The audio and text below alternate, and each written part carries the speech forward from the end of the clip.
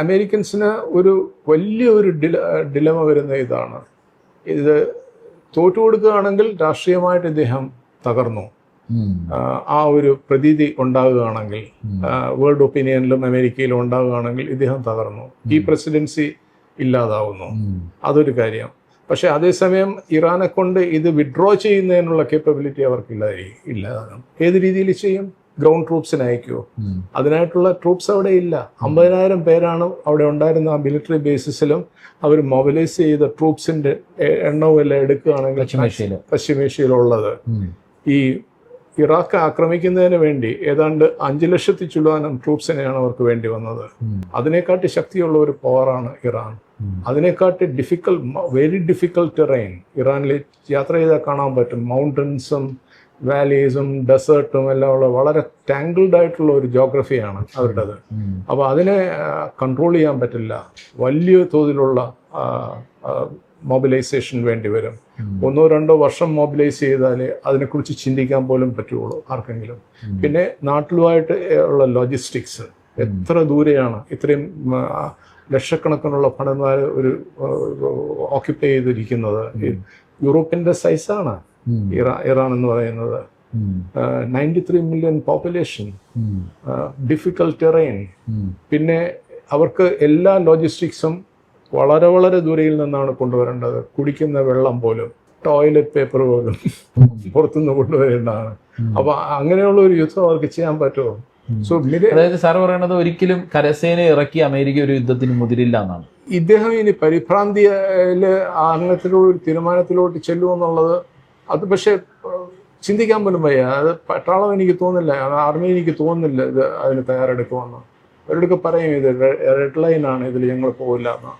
ആർമിയിൽ നിന്നുള്ള ഇതായിരിക്കും അത് വലിയ പ്രശ്നങ്ങളുണ്ടാക്കും. അത് ഞാൻ പ്രതീക്ഷിക്കുന്നില്ല. അത് പ്രതീക്ഷിക്കുന്നില്ലെന്ന് വെച്ചാൽ അത് രാഷ്ട്രീയപരമായിട്ട് നോക്കുകയാണെങ്കിൽ തന്നെ വളരെ വ്യക്തമാണ്. അബ്ബാസ് അരാക്ചി, പിന്നെ വിദേശകാര്യ മന്ത്രി, അദ്ദേഹം പറഞ്ഞത് ഒരു CNN ഇന്റർവ്യൂവിൽ ഞാൻ കണ്ടതാണ്. അദ്ദേഹത്തിൻ്റെ അടുത്ത് ചോദിച്ചു, ട്രംപ് പറയുന്നു നിങ്ങളുടെ അവിടെ കരസേന അയക്കും എന്ന് ട്രംപ് പറയുന്നല്ലോ എന്ന് പറഞ്ഞു. അപ്പോൾ പറഞ്ഞ് ഞങ്ങളത് വെയിറ്റ് ചെയ്യണം, ഞങ്ങളതിനെ വെയിറ്റ് ചെയ്യാണ് എന്നാണ് അദ്ദേഹം പറഞ്ഞത്. അതിൻ്റെ ആ ആത്മവിശ്വാസം എത്രത്തോളമായിരിക്കും? ഇറാന്റെ ആത്മവിശ്വാസം, അതിന്റെ കാര്യം അവർക്കറിയാം. അത് ഒട്ടും റിയലിസ്റ്റിക് അല്ല എന്നുള്ളത് അറിയാം. അപ്പൊ ഇത് എന്താണ്, ഇതൊരു പ്രൊപ്പഗാൻഡയാണ്. ഇത് അവർ ഭീഷണിപ്പെടുത്തുന്നതും അവർ ഭയപ്പെടുമെന്ന് വിചാരിക്കുന്നതാണ്. അതിന്റെ മറുപടി ചുട്ട മറുപടിയാണ് അദ്ദേഹം കൊടുത്തത്. അങ്ങനെ ഞങ്ങളെ മയക്കിയെടുക്കാനൊന്നും പറ്റത്തൊന്നുമില്ല, ഞങ്ങൾക്കറിയാം നിങ്ങളുടെ സ്ട്രെങ്ത് എന്താണെന്നുള്ളത്, നിങ്ങൾക്ക് ഇതുവരെ പോകാമെന്നുള്ളതും ഞങ്ങൾക്കറിയാവുന്നുള്ളതല്ലേ എന്റെ സൂചന. ഈ ഇറാന്റെ മിസൈൽ സിറ്റികളെ കുറിച്ച് ഇപ്പോൾ ഒരുപാട് വാർത്തകൾ വരുന്നുണ്ട്. ഇപ്പോൾ ജനറൽ കെയ്ൻ തന്നെ പറഞ്ഞു ഇനി ഇറാന്റെ തന്ത്രപ്രധാന മേഖലകളിലൊന്നും ബോംബിടാൻ ബാക്കിയില്ല. അതായത് ട്രംപിന് കൊടുത്ത റിപ്പോർട്ടിൽ അദ്ദേഹം സൂചിപ്പിച്ചിരിക്കുന്നത് അതാണെന്നാണ് പറയുന്നത്. ഇനി ഇറാന്റെ മുകളിൽ തന്ത്രപ്രധാന നിർണായകമായ സ്ഥലങ്ങളിൽ ഒന്നും ബോംബിടാൻ ബാക്കിയില്ല എന്ന് പറഞ്ഞാണ് റിപ്പോർട്ട് അദ്ദേഹം കൊടുത്തിരിക്കുന്നത്. ആ ബാക്കിയില്ല എന്ന് പറയുമ്പോഴും ഇറാൻ ഹോർമൂസിലുള്ള കപ്പലുകളെ ആക്രമിക്കുന്നുണ്ട്. ഈ ആക്രമണം എവിടെ നിന്ന് വരുന്നു എന്നുള്ള ചില ചോദ്യങ്ങൾ ഉയരുന്നുണ്ട്. അപ്പോഴെല്ലാം അന്താരാഷ്ട്ര CNN പോലെയുള്ള അന്താരാഷ്ട്ര മാധ്യമങ്ങൾ റിപ്പോർട്ട് ചെയ്യുന്നത് ഇറാന്റെ മിസൈൽ സിറ്റികൾ എന്നുള്ളതാണ്. അതിന്റെ ഉത്തരം ഇറാന്റെ മിസൈൽ സിറ്റികളിൽ നിന്നാണ് ഈ ആക്രമണം എല്ലാം വരുന്നത്. അമേരിക്ക എത്ര ആക്രമിച്ച് മുകളിലുള്ള തകർത്താലും ഇറാന്റെ ഭൂമിക്കടിയിലുള്ള മിസൈൽ സിറ്റികൾ, സാർ അവിടെ പോയിട്ടുള്ള ഒരാള് എന്നുള്ള നിലയിൽ ഞാൻ സത്യം പറയാമല്ലോ, അത് വളരെ സൂപ്പർ സീക്രട്ട് ആയിട്ടുള്ള സംഗതികളാണ്. എനിക്ക് അനുമാനിക്കാവുന്നതാണ് അവർ ആ രീതിയിൽ ചിന്തിച്ചു, വർഷങ്ങൾക്ക് മുമ്പ് ആ രീതിയിൽ പ്രവർത്തിച്ചു തുടങ്ങി, അത് തയ്യാറെടുത്തിട്ടുണ്ടെന്നുള്ളത് അനുമാനിക്കാവുന്നതാണ്. അല്ലാതെ ഞാനത് കണ്ടിട്ടൊന്നുമില്ല. എന്നെ അവർ കാണിച്ചിട്ടുള്ളത് വളരെ തുടക്കത്തിൽ തന്നെ അവരുടെ ന്യൂക്ലിയർ പ്രോഗ്രാമിൽ ഹെവി വാട്ടർ ഉണ്ടാക്കുന്ന ഒരു സ്ഥലമുണ്ട്, അറാഖ് എന്ന് പറഞ്ഞുള്ള ഒരു പ്ലാന്റ്. അതൊരു സീക്രട്ട് പ്ലാന്റ് ആയിരുന്നു. അവിടെ ഒരു സ്ഥലത്ത് അറാഖ് ന്യൂക്ലിയർ ഈ ഹെവി വാട്ടർ ഉണ്ടാക്കുന്ന ഒരു ഫാക്ടറി, അത് ന്യൂക്ലിയർ പ്രോഗ്രാമിന്റെ ഒരു വലിയ ഘടകമാണ്. അവിടെ ഒരു ദിവസം എന്നെ കൊണ്ടുപോയി അവര്. അത് മാത്രമേ ഞാൻ കണ്ടിട്ടുള്ളൂ. ഇങ്ങനത്തെ സെൻസിറ്റീവ് ഇൻസ്റ്റലേഷൻസ് എന്ന് പറയാനായിട്ട് ഒരു രാജ്യം അങ്ങനെ കാണിക്കില്ലല്ലോ. അവർക്കറിയാൻ. എനിക്ക് സാറിന്റെ ഒരു അനുമാനം എന്താണ്?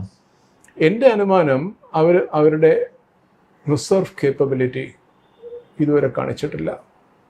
അവരുടെ ഏറ്റവും സൊഫിസ്റ്റിക്കേറ്റഡ് ആയിട്ടുള്ള ഏറ്റവും ഡെഡ്ലി ആയിട്ടുള്ള വെപ്പൺറി അവരെ കാണിച്ചിട്ടില്ല. അത് അമേരിക്കയുടെ പെരുമാറ്റത്തിൽ നിന്ന് അനുസരിച്ചായിരിക്കും അവരത് ഉപയോഗിക്കുന്നത്. അവസാന ഘട്ടത്തിൽ വേണ്ടി വരികയാണെങ്കിൽ ഉപയോഗിക്കത്തക്ക രീതിയിൽ അവർ വെച്ചിട്ടുണ്ട്. പക്ഷേ അവർ പറഞ്ഞിട്ടുള്ള കാര്യം ഇസ്രയേലിനെ അവർ പൂർണ്ണമായിട്ട് നശിപ്പിക്കും എന്നുള്ളത് നല്ല ഒരു വളരെ സൂചനയുണ്ട്. ഇതിൽ നിന്നും പൂർണ്ണമായിട്ട് നശിപ്പിക്കുമെന്നാണ് അവർ പറഞ്ഞിട്ടുള്ളത്. അപ്പോൾ അതിൽ നിന്നും മനസ്സിലാക്കാവുന്നത് അത്തരത്തിലുള്ള വെപ്പൺ സിസ്റ്റംസും മിസൈൽ കേപ്പബിലിറ്റിയും ഇപ്പം തന്നെ അറിയാം, ഹൈപ്പർസോണിക് മിസൈൽസും ഒക്കെ അവർക്കുണ്ടെന്ന്. അതൊന്നും പുറത്തു പറയത്തുമില്ല, ഒരു രാജ്യവും പുറത്തു പറയില്ല, അവർ ഡെവലപ്പ് ചെയ്തിട്ടുള്ളതാണ്. അപ്പോൾ അനുമാനിക്കാവുന്നതേ ഉള്ളൂ അവർക്ക് അതിൻ്റെ ശേഷിയുണ്ടെന്ന്. ഇതാണല്ലോ ഈ ഇതിൽ സ്ട്രാറ്റജിക് തിങ്കിങ് എന്ന് പറയുന്ന സ്ട്രാറ്റജിക് ആംബിഗ്വിറ്റി എന്ന് പറയുന്ന ഇതാണ്. അത് പൂർണ്ണമായിട്ട് പറയാതിരിക്കുന്നതാണ് നല്ലത്. എന്താണ് ഇപ്പൊ ഈ ഇറാൻ ആണവായുധം ഉണ്ടാക്കി കഴിഞ്ഞു? ഇല്ല, ഉണ്ടാക്കിയിട്ടില്ല. ഞാനവിടെ തിരഞ്ഞെടുപ്പിൻ്റെ സമയത്ത് അവിടെ പോയ സമയത്ത് അവിടെ ഈ ടെലിവിഷൻ കൾച്ചറുണ്ട് കേട്ടോ. വൈകുന്നേരം ജോലിയെല്ലാം കഴിഞ്ഞിട്ട് എല്ലാവരും വന്നിട്ട് അപ്പോഴാണ് അവിടെ പ്രഗത്ഭമായിട്ടുള്ള ചർച്ചകൾ ടെലിവിഷനിൽ തുടങ്ങുന്നത് ഒരു 10 മണി കഴിഞ്ഞിട്ടുണ്ട്. ഭയങ്കര ചർച്ചകളാണ്, ആനിമേറ്റഡ് ഡിസ്കഷൻ, പല സംസാരിക്കും കേട്ടോ. വളരെ ഞാൻ വളരെ ഷോക്ക്ഡായിരുന്നു അത് കണ്ടിട്ട്. ബിക്കോസ് ഞാനവിടെ ഉള്ളത് അറിഞ്ഞതിന് ശേഷം എല്ലാ ചാനലുകാരും എന്നെ വിളിക്കുമായിരുന്നു വൈകുന്നേരം അവിടെ ചെന്നിരിക്കാനായിട്ട്. അപ്പോഴ് എൻ്റെ അടുത്ത് ചിലർ ഇത് ചോദിച്ചു, ഇത് ഈ ബോംബുണ്ടാക്കുന്നതിൻ്റെ കാര്യം. ഞാൻ സത്യം പറയാമല്ല, ഞാൻ പറഞ്ഞെന്താണ്, ഞാൻ പറഞ്ഞത് എൻ്റെ അഭിപ്രായത്തിൽ നിങ്ങൾ വലിയ വിഡ്ഢിത്തരമാണ് കാണിച്ചത്. അന്ന് ഈ യുദ്ധം തുടങ്ങുന്നതൊന്നും ആരും കണ്ടിട്ടില്ല. ഞാൻ പറഞ്ഞ വിഡ്ഢിത്തരമാണ് കാണിച്ചത്. നിങ്ങൾ ഇന്ത്യയുടെ പാതയായിരുന്നു തുടരേണ്ടതെന്ന്. ആണവായുധം ഉണ്ടാക്കണമായിരുന്നു. തുടരേണ്ടത്. നിങ്ങൾക്കൊരു നല്ല ഒരു ട്രംപ് കാർഡ് കയ്യിൽ ഇരുന്നേനെ എല്ലാ കാലവും. ഇത്തരത്തിൽ ജീവിക്കേണ്ട ഒരു ആവശ്യവും ഇല്ലായിരുന്നു. അവരുടെ ഉന്തും തള്ളും അനുഭവിക്കേണ്ട ആവശ്യമൊന്നുമില്ല. കണ്ടോ, ഇന്ത്യ ചെയ്തു കഴിഞ്ഞതിന് ശേഷം അവരെന്ത് ചെയ്തു? 6 മാസത്തിനകം സെറ്റിൽ ചെയ്തു, അതിന് അംഗീകരിച്ചു കൊടുത്തു. അത്തരത്തിലുള്ള ഒരു പോക്കായിരുന്നു നിങ്ങൾക്ക് ആവശ്യം. അതുകൊണ്ട് നിങ്ങൾ യു മിസ് ദ ബസ് എന്നുള്ള രീതിയിലാണ് ഞാൻ സംസാരിച്ചത് കേട്ടോ. അത് അവർ അതുപോലെ തന്നെ ബ്രോഡ്കാസ്റ്റ് ചെയ്യുകയും ചെയ്തു ഈ സംഗതി. അവിടുത്തെ തിരഞ്ഞെടുപ്പിൽ സ്ഥാനാർത്ഥികളായിട്ട് വന്നിട്ടുള്ളവരും ഓപ്പണായിട്ട് ഇത് ഡിസ്കസ് ചെയ്യുന്നുണ്ടായിരുന്നു. അപ്പോൾ ഇതൊന്നും അവിടെ ഒളിച്ചു വയ്ക്കുന്ന സംഗതികളൊന്നും അല്ല കേട്ടോ. നമ്മൾ ഇവിടെയാണിത് പെട്ടെന്ന് കേൾക്കുമ്പോൾ ഒരു ബോംബ് ഉണ്ടാക്കിയിട്ടുണ്ടോ, സീക്രട്ട് ഉണ്ടാക്കിയിട്ടില്ല. എനിക്ക് പൂർണ്ണമായിട്ട് പറയാൻ പറ്റും. ഖമേനയുടെ ചിന്തയിൽ ഖമേനെ ഇറക്കിയ ആ ഫത്വ ഓഥന്റിക് ആയിട്ടുള്ള ഒരു ഫത്വ ആണ്. അത് അദ്ദേഹം ഭരണത്തിലിരിക്കുന്ന സമയത്ത് അത് വരില്ല എന്നുള്ളത് അമേരിക്ക വിശ്വസിക്കാവുന്ന ഒരു കാര്യമായിരുന്നു. അതെല്ലാം കൊണ്ടാണ് അദ്ദേഹത്തെ വധിക്കുന്നത്. വളരെ ബുദ്ധിശൂന്യമായിട്ടുള്ള ഒരു ഇത്. ഞാൻ പറഞ്ഞില്ലേ അദ്ദേഹം ഒരു മോഡറേറ്റ് ആയിരുന്നു എന്ന്. ഇതെല്ലാം മനസ്സിൽ കണ്ടുകൊണ്ടാണ് ഞാൻ പറയുന്നത്.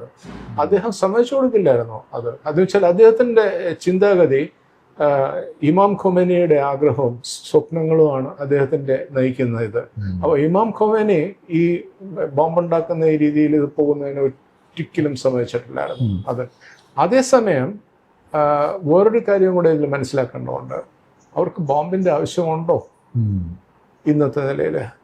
അവർക്ക് കൺവെൻഷണൽ ആയിട്ടുള്ള വെപ്പൺറി കൊണ്ട് അവരെ, പക്ഷേ ഇപ്പോൾ ഒരു ഡേഞ്ചർ വരാൻ പോകുന്ന ഇതാണ് ഒരു ഡെസ്പെറേറ്റ് എന്നുള്ളത്. നമ്മൾ ട്രംപിന്റെ ഡെസ്പെറേഷൻ എന്ന് പറഞ്ഞില്ലേ, ടാക്ടിക്കൽ ന്യൂക്ലിയർ വെപ്പൺ അതേ ഉപയോഗിക്കുമോ എന്നുള്ളതാണ്. അത് അങ്ങനെ ഒരു സാധ്യത ഇല്ല, തള്ളി പറയാൻ പറ്റില്ല. സാധ്യത ഭ്രാന്തനാണ്. അപ്പോൾ ഇത്തരത്തിലുള്ളത് ഉപയോഗിക്കുകയാണെങ്കിൽ അവരെവിടെ ചെന്നെത്തുമെന്ന് കണ്ടറിയേണ്ടിയിരിക്കുന്നു ഇറാൻ. അതൊരു തീർച്ചയായിട്ടും എന്ന് വെച്ചാൽ എൻ്റെ വിലയിരുത്തലിൽ ഈ യുദ്ധം തീരാൻ പോകുന്നില്ല ഇപ്പോൾ. ഇത് ഇറാനിയൻസിനെ സംബന്ധിച്ചോളം ട്രംപ് ഭരണം ചക്രം കയ്യിലിരിക്കുന്ന സമയം ട്രംപിൻ്റെ പ്രസിഡൻസിയിൽ ഇതിനൊരു സെറ്റിൽമെൻ്റ് ഉണ്ടാകാനുള്ള സാധ്യതയില്ല. അദ്ദേഹത്തിന് ഇസ്രയേലുമായിട്ടുള്ള കീഴടക്കി കൊടുക്കേണ്ടി വരും. അതുകൊണ്ട് ഇസ്രയേൽ ഒരു വിധത്തിലും സമ്മതിക്കുകയില്ല. അങ്ങനെയുള്ള ഒരു സ്ഥിതിയിൽ ഇപ്പോൾ ജാമായിരിക്കുകയാണ്, ഒരു സ്റ്റെയിൽമേറ്റാണ്. അപ്പോൾ ഇത് ഞാൻ ഈ കണ്ടീഷൻസും ഒക്കെ കൂടെ എടുക്കുന്ന സമയത്ത് കണക്കിലെടുക്കുമ്പോൾ ഇയാൾ എന്ത് ചെയ്യും? ഒരു വലിയ പ്രതിസന്ധിയിലല്ലേ. അപ്പോൾ ഇദ്ദേഹം ചിലപ്പോൾ ഒരു ഡിസൈസീവ് വിക്ടറിക്ക് ഇസ്രയേലീസ് തന്നെ ചിലപ്പോൾ പറയും ടാക്ടിക്കൽ ന്യൂക്ലിയർ വെപ്പൺസ് യൂസ് ചെയ്യാൻ. അതുകൊണ്ട് അതൊരു സാധ്യത, വളരെ വലിയൊരു സാധ്യത വരികയാണ് നമ്മുടെ മുന്നിൽ. ആരും അതിനെക്കുറിച്ച് സംസാരിക്കുന്നില്ല. അങ്ങനെ വരികയാണെങ്കിൽ ഒന്നും പറയാൻ പറ്റില്ല അവിടുത്തെ ഇന്നത്തെ സ്ഥിതിയിൽ. എന്ന് വെച്ചാൽ ആ രാജ്യം ആ ഫത്വയെല്ലാം പിന്നിട്ട് കഴിഞ്ഞു. ബോംബ് ഉണ്ടാക്കരുതെന്നുള്ള ഫത്വ, അതൊന്നും അല്ല ഇന്നത്തെ മനസ്ഥിതി. അപ്പോഴിത് അവര് കുറച്ചുകൂടെ എക്സ്ട്രീം ആയിട്ടുള്ള ആൾക്കാരുടെ കയ്യിലേക്ക് ഭരണം എത്തിക്കഴിഞ്ഞു. പോയി. ഇപ്പൊ കണ്ടില്ലേ 2-3 ദിവസം മുമ്പ് അപ്പോയിന്റ് ചെയ്ത ആർമി കമാൻഡേഴ്സിനെല്ലാം. മോഹസിൻ റസായി. അതെ അതെ. ബാക്കി 6-8 പേര് 6 പേരെ കൊണ്ടുവന്നിട്ടുണ്ട്. അപ്പൊ അതൊക്കെ അവരെല്ലാം അവരുടെ പ്രൊഫൈലൊക്കെ ആ രീതി, ഒരു തരത്തിലുള്ള ഒരു രീതിയാണ് അത്. അവരൊരു വല്ലാത്തൊരു മുന്നൊരുക്കം ഇറാൻ ഇപ്പോൾ അടുത്ത ദിവസങ്ങളിൽ നടത്തുന്നതായിട്ട് ഈ വാർത്തകൾ കാണുമ്പോൾ തോന്നുന്നുണ്ട്. സാർ അത് ശ്രദ്ധിച്ചിട്ട്? വളരെ ശരിയാ. അതാ ഞാൻ പറഞ്ഞത്. ഞാൻ പറഞ്ഞില്ലേ, ജൂൺ തൊട്ട് ഞാനിത് അവരുടെ റെട്ടോറിക്ക് മാറുന്നത് ഞാൻ കണ്ടു. ജൂൺ തൊട്ട്. എന്നിട്ട് അത് കഴിഞ്ഞിട്ട് അതിന്റെ അടുത്തൊരു ഘട്ടം, വലിയൊരു ഘട്ടം വരുന്നത് ഈ കണ്ടീഷൻസ് അവർ അവതരിപ്പിച്ചതാണ്. ഈ ഒമാനുമായിട്ട് ഒരു എഗ്രിമെന്റിൽ എത്തിക്കഴിഞ്ഞതിന് ശേഷമാണ് അവർ ഈ കണ്ടീഷൻസ് കൊണ്ടുവന്നിരിക്കുന്നത്. അപ്പൊ ഓരോന്നും വളരെ കാലിബ്രേറ്റഡ് ആയിട്ടുള്ള നയതന്ത്രം എന്നാണ്. കാലിബ്രേറ്റഡ് ആയിട്ടുള്ള മൂവ്മെന്റ് ആണ് അത്. ഈ കണ്ടീഷൻസ് കൊണ്ടുവരുമ്പോൾ അവർക്ക് നല്ലോണം അറിയാം ഇത് ട്രംപ് കീഴടങ്ങുക അല്ലാതെ ട്രംപിന് വേറൊരു വഴിയില്ല. അപ്പോൾ വേറൊരു വഴി ഉണ്ടെങ്കിൽ അത് ന്യൂക്ലിയർ വെപ്പൺസ് യൂസ് ചെയ്യുന്നതായിരിക്കും. ന്യൂക്ലിയർ വെപ്പൺസ് യൂസ് ചെയ്യുകയാണെങ്കിൽ അവർക്ക് ജസ്റ്റിഫിക്കേഷൻ ആണ് അവർ ബോംബിലേക്ക് കടക്കാൻ. അതാ ഞാൻ പറഞ്ഞത്. പിന്നെ അത് എവിടെ എത്തുമെന്നുള്ളത് കണ്ടറിയേണ്ടിയിരിക്കുന്നു. ഇതിപ്പോൾ ഈ ട്രംപിൻ്റെ ഭരണകൂടം ഇരിക്കുന്നിടത്തോളം കാലം ഇതിൽ സെറ്റിൽമെൻ്റ് ഉണ്ടാകില്ല, ഉറപ്പാണ്. അപ്പം മാക്സിമം നടക്കാവുന്ന ഒരു തരത്തിലുള്ള ഒരു സ്റ്റേൽമേറ്റ്. പക്ഷേ അതേസമയം ഇറാൻ അടിച്ചുകൊണ്ടിരിക്കും. അത് അമേരിക്കയ്ക്ക് വലിയ പ്രശ്നങ്ങളുണ്ടാക്കും. പ്രത്യേകിച്ചും തെരഞ്ഞെടുപ്പൊക്കെ വരുന്ന സമയത്ത് ഒരു 2-3 കപ്പലിനെ മുക്കുകയാണെങ്കിൽ ഇങ്ങനെ എവിടെ പോയി ഒളിക്കും? ഈ മിഡ് ടേം ഇലക്ഷൻ നടക്കുന്ന സമയത്തെ നവംബറിലെ. അപ്പോൾ ഇതുപോലത്തെ അവർ പ്രകോപിച്ചുകൊണ്ടും ഇരിക്കും. അവർ ഇപ്പോഴും ഒഫൻസീവ് സ്ട്രാറ്റജിയിലേക്ക് കടന്നിരിക്കുകയാണ്. അപ്പോൾ അതിൽ അവർക്ക് അവരുടെ ചിന്തയനുസരിച്ച് അവർക്ക് ഏത് രീതിയിലുള്ള കാര്യങ്ങളും അവർക്ക് ചെയ്യേണ്ടി വരികയാണെങ്കിൽ ചെയ്യും. ഒന്നിലും ഒരു തടസ്സമില്ല എന്നുള്ള ഒരു മനസ്ഥിതിയിലേക്ക് എത്തുകയാണ്.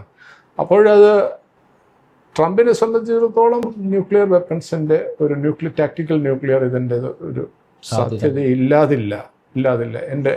എൻ്റെ അഭിപ്രായത്തിൽ അത് വരികയാണെങ്കിൽ ഒരു വലിയ ചെയിൻ റിയാക്ഷൻ ഉണ്ടാകത്തില്ലേ? ഇത് അമേരിക്ക ഹിരോഷിമ കഴിഞ്ഞിട്ട് ആദ്യമായിട്ട് യൂസ് ചെയ്യുന്ന ഒരിതാണ്. അതിൽ നിന്ന് ബാക്കിയുള്ള ലോകശക്തികളൊക്കെ എതിർക്കും. റഷ്യയും ചൈനയും എല്ലാം പിന്നെ ഏത് രീതിയിൽ പ്രതികരിക്കുന്നു എന്ന് കണ്ടറിയാൻ പറ്റില്ല. അപ്പോഴവർ തന്നെയും പലരും രഹസ്യമായിട്ട് ഇവരെ സപ്പോർട്ട് ചെയ്യും ബോംബ് ഉണ്ടാക്കുന്നതിന്. അതിനുള്ള സാധ്യതയില്ല. ഓൾറെഡി തന്നെ റഷ്യയുടെ സഹായം അവരുടെ ആണവ പദ്ധതികൾക്കെല്ലാം ഉണ്ട്. ഇവർക്ക് പണ്ടേ തൊട്ട് നോർത്ത് കൊറിയൻസുമായിട്ടൊരു ബന്ധമുണ്ട്. അപ്പോൾ അതാണ് ഈ മറ്റേ കാസ്പിയൻ്റെ പറഞ്ഞില്ലേ, കാസ്പിയനെ അവർ ശ്രമിച്ചത് ആ CIA പദ്ധതി ഇത് രണ്ടിനെയും കൂടെ കൊണ്ടുവന്ന് യോജിപ്പിക്കാനുള്ള ഫ്യൂഷൻ പോലെ ഉണ്ടാക്കാനായിരുന്നു. അത് ട്രംപ് പറഞ്ഞു അതൊന്നും ആവശ്യമില്ല എന്ന് വെച്ചാൽ പുള്ളിയെ സംബന്ധിച്ചോളം അത് ഇസ്രായേലിന് probably it will suit Israel, അത്രയേ ഉള്ളൂ. അത് അല്ലാതെ ഇത് കൂടുതൽ കുഴപ്പത്തിലേക്ക് പോകും ഈ ഇറാൻ. അത് കാരണം അങ്ങേരുടെ പറഞ്ഞത് യു സ്റ്റാൻഡ് ഡൗൺ എന്നാണ്.